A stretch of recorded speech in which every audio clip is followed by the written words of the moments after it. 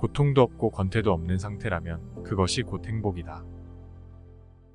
우리 손에 작은 가시가 박혀서 심한 통증을 느끼고 있다고 해보자. 온몸이 건강하다고 해도 온통 가시에 찔린 통증에만 신경이 쏠려 다른 즐거움이나 기쁨을 느낄 수 없다. 따라서 행복하게 산다는 것은 가능한 한 괴롭지 않게 간신히 견디면서 산다는 뜻이다.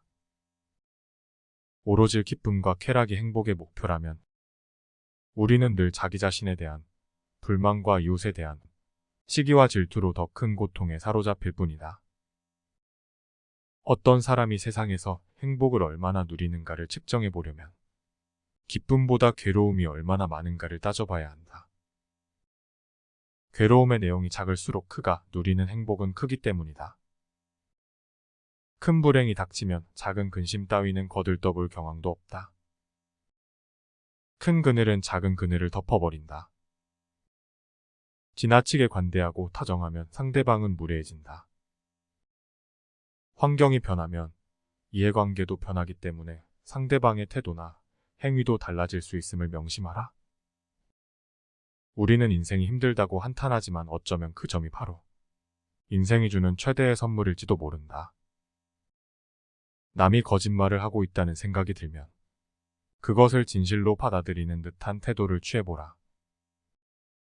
그러면 상대방은 더욱 신이 나서 더 큰 거짓말을 떠벌리면서 스스로 가면을 벗어버리게 된다. 이와 반대로 어떤 실수로 비밀이 드러났을 경우에는 불신의 태도를 취해보라. 그러면 상대방은 마침내 모든 비밀을 털어놓게 된다. 비록 천하고 가련하며 비웃음을 받아 마땅한 사람이라 할지라도 그의 인격을 무시해서는 안 된다. 오히려 모든 사람의 인격 속에 존재하는 영원성이나 불멸성을 찾는 것이 중요하다. 그런 아무리 나쁜 인격자를 만나더라도 그래 세상에는 저런 추악한 존재도 필요하지라고 생각하는 편이 낫다. 만약 그런 사람을 적대시하면 우리들은 불의를 저지르거나 우리들의 일생을 온통 투쟁에 걸어야 한다. 그런 사람의 개성과 능력, 기질 혹은 용모를 뜯어고치거나 그런 인격을 가진 자들과 싸워서 그들을 바꿀 수 없기 때문에 싸워야 할 이유가 없다. 남들과 삶을 함께하기 위해서는 다양한 인격들과 개성들을 포용하면서 살 수밖에 없다. 또한 바꿀 수 없을 바에는 비난할 필요도 없다. 세계는 곧 나의 인식의 반영이다.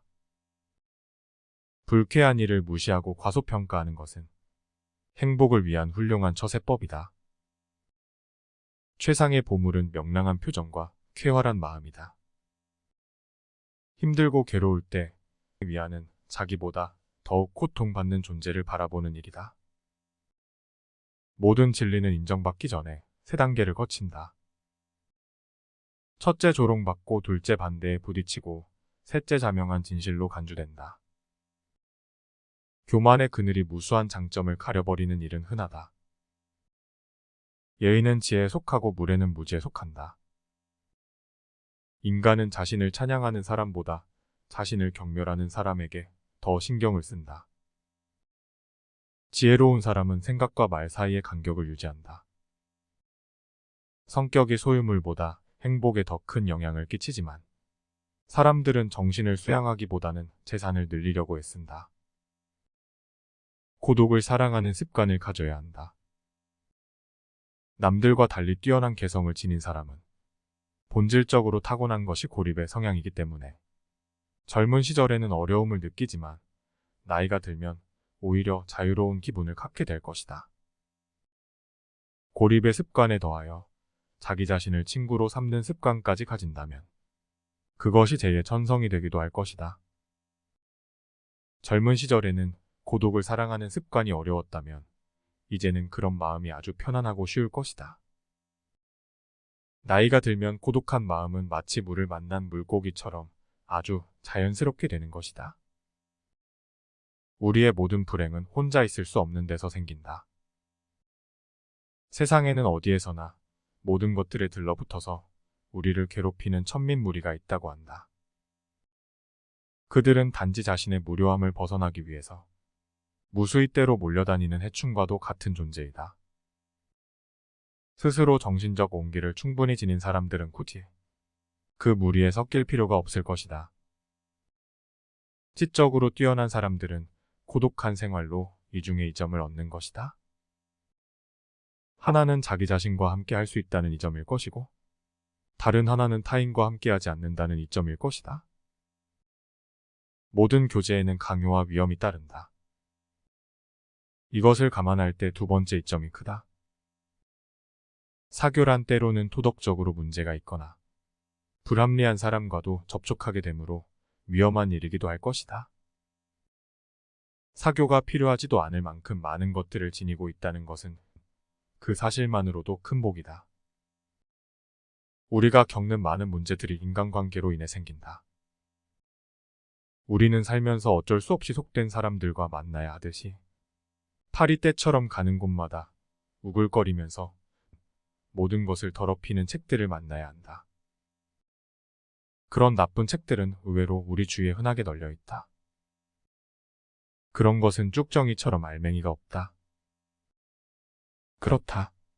그런 책은 삶에 대한 진지한 의문에 소비되어야 할 시간과 돈을 독자로부터 빼앗아 버린다. 악서는 그저 무익하고 해독만 끼치고 정신에 독이 되고 머리를 둔하게 만든다. 그런데도 저속한 대중들은 값싼 저널리즘에 빠져있는 유명 작가의 책을 읽는데 급급하고 있다.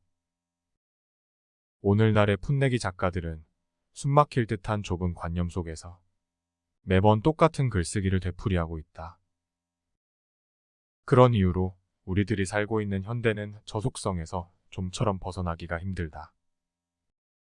로마의 격언 가운데 천성은 아무리 쫓아내도 곧바로 되돌아온다라는 말이 있다. 인간이 태어날 때 갖고 나온 고유한 성격과 개성은 절대로 바뀌지 않는다. 3살 버릇이 80까지 가는 것이 아니라 태어날 때 성격을 무덤까지 갖고 간다. 인간의 행동은 이처럼 내재적인 본능의 지배를 받게 된다는 얘기다.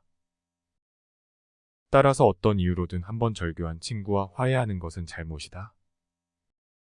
그 친구가 훗날 똑같은 상황에서 똑같은 본능을 되풀이 말란 법이 없다. 인간의 천성은 어떠한 경우에도 바뀌지 않는다. 행복은 누구나 자기 자신 속에 깃들어 있다. 따라서 행복은 자기가 만들어내는 것일 뿐, 외적 환경과 어떤 조건에 의해 결정되는 것은 아니라는 뜻이다. 사람마다 느낌과 경험은 다르다. 이것은 똑같은 땅에서도 사람들마다 전혀 딴 세계에서 살고 있다는 뜻도 된다. 그런 까닭에 어떤 사람에게는 공허하고 평범한 삶이, 어떤 사람에게는 풍부하고 다채롭고 의미 깊은 삶이 되기도 한다. 어떤 사람은 꽃에서 웃음을 찾아내고, 어떤 사람은 그 꽃을 그저 무의미하게 느낄 수 있다. 아무리 화려하고 즐거운 일도 바보의 흐리멍덩한 눈에는 초라하고 슬프게 비칠 수가 있다. 스페인의 작가 세르반테스가 비참한 감옥 생활 중에도 재미있는 돈키호테를 쓸 수가 있었던 것은 결코 우연이 아니었다. 그가 명석한 두뇌를 소유하고 있었기 때문이다. 행복의 최대치는 이미 결정되어 있다고 할 수 있다. 아주 높은 단계의 행복을 얼마만큼 누릴 수 있느냐 하는 것도 사람마다 다르다. 그것은 정신 능력의 크기에 의해 결정된다.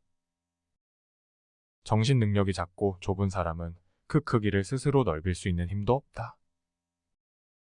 그러나 아주 높은 단계의 행복을 받아들일 수 있는 사람은 정신 능력도 큰 법이다. 찬사나 아부받기를 좋아하거나 비난에 대해 지나치게 반응을 보이는 사람들, 예컨대 남이 자기를 판단해주는 기준에 따라 사는 사람들은 결국 노예에 불과하다. 찬사를 즐기는 자의 영혼을 지배하는 것은 비천하고 설익은 것이다. 우리는 행복을 증진시키기 위해서는 진정한 자아와 남의 눈에 비친 자신을 비교하여 확실한 판단을 내려야 한다. 자신에 대한 제3자의 판단이란 아주 불확실한 것일 수가 있다. 왜냐하면 제3자가 멍청인 경우가 있고, 어떤 일에 깊은 편견을 갖고 있는 사람이거나 자신에 대한 큰 오해를 하고 있을 수도 있다.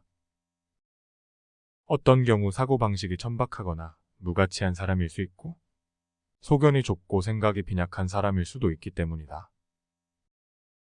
만일 그런 사람이 악평을 할 경우 어떻게 우리는 그 사람의 악평을 가치 있는 견해나 충고로 받아들일 수 있겠는가? 남의 생각에 지나치게 관심을 갖거나 집착하지 말아야 한다. 하지만 우리는 지금까지 대부분 자기 생각보다 남의 생각에 의존하고 살아왔다. 그런 까닭의 올바른 이치를 쫓기보다 남의 편견이나 톡선 혹은 오해를 통해 내려진 자신에 대한 평가를 더 가치 있고 권위 있는 것으로 여김으로써 가치의 혼란을 초래했다. 이것은 다름 아닌 허영이 저지르는 행위 즉 수전노의 탐욕과 다를 바 없었다. 우리 인간의 고뇌의 대부분은 바로 이 같은 결과에서 비롯된 것이라고 할 수 있다. 예를 들면 자기 능력의 버거운 지위를 유지하려고 애쓰는 것이나 지나치게 큰 집에서 사는 것도 남들이 자신을 업신여기지 않게 하려는 것이다. 또한 자기 수입에 비해 너무 비싼 옷을 입거나 고급 차를 타면서 매달 할부금에 시달리는 것도 남의 눈을 의식하기 때문이다. 지금도 늦지 않다. 남의 눈을 의식하지 않고 자기 능력껏 살아간다면 훨씬 더 만족스럽고 보다 자유로울 수 있다. 그것이 우리를 더욱 행복하게 한다는 뜻이다. 우리들의 불행은 대부분 남을 의식하는 데서 온다. 자존심이나 명예의 뿌리는 하나다. 우리는 자존심이나 명예를 지키기 위해 엄청난 희생을 감수하고 있다는 것을 잊어서는 안 된다. 자존심 하나만 버리면 얼마나 행복해지는가는 누구나 잘 알고 있다. 그러면서도 사람들은 애써 외면하곤 한다. 이것은 나이와는 관계가 없다. 오히려 젊은 시절보다 나이가 들수록 인간의 자존심과 명예욕은 더욱 커진다. 그 이유는 사람은 나이가 들수록 체력의 한계를 느끼면서 애욕은 줄어드는 대신 허영심은 늘게 된다. 인간의 모든 고뇌와 번민불안과 초조의 80-90%는 다른